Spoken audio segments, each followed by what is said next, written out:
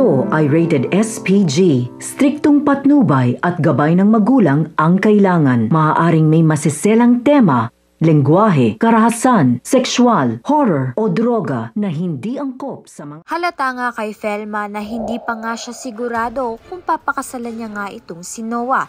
Dahil mapasangga ngayon nga ay nagdadalawang isip nga siyang pakasalan ito. Ngayon pa nga'y nalaman nga ni Felma ang kalagayan nga nito ni Manuel. Na nabaril nga ito at ngayon nga'y baldado na nga itong si Manuel.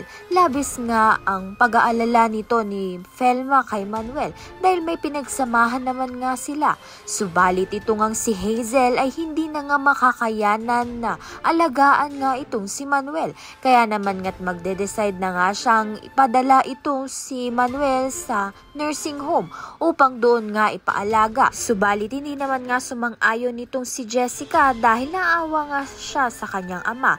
Ngunit parehas nga siya ng kanyang ina na wala ngang oras upang alagaan nga itong si Manuel.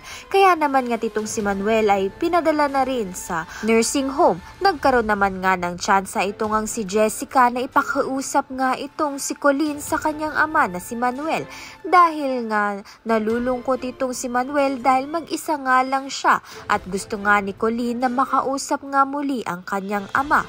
Kaya naman nga yan at iba pa ang dapat nating pakaabangan. Maraming salamat sa iyong panonood.